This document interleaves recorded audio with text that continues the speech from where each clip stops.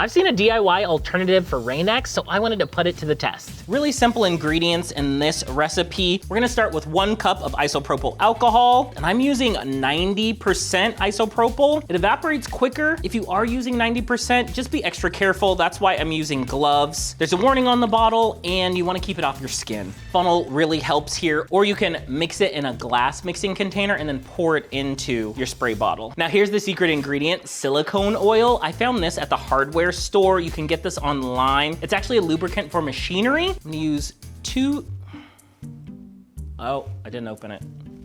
Now it's open. 2 teaspoons of our silicone oil. Of course, you can buy name brand stuff or there's chemical solutions out there, but a DIY version is nice and you can make so much more volume out of these ingredients than you could with a standard bottle that you buy from the store. This is just some liquid dish soap, and I'm gonna do 2 little drops.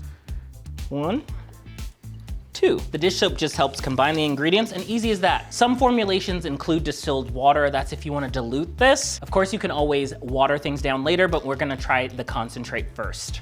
And here's your traditional stuff, Rain-X. Growing up in Oregon, we would use this all the time because, of course, there's rain all the time, and a water repellent is really helpful. And currently my windshield wiper is broken. I need to get it fixed, so Rain-X is a go-to for me. Let's put these to the test. Clean your windshield first before applying. Get rid of all those bugs and dirt. Have a nice clean surface. It's time for our experiment. Spray on a clean cloth, not on the glass. Firm circular motions. Once that dries, I'm gonna do another coat. Second coat.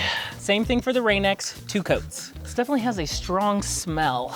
Let it dry, then reapply. I do recommend applying this in a well-ventilated area. You might wanna move your car out of the garage. There's definitely a thin layer of something on there. 3, 2, 1, rain!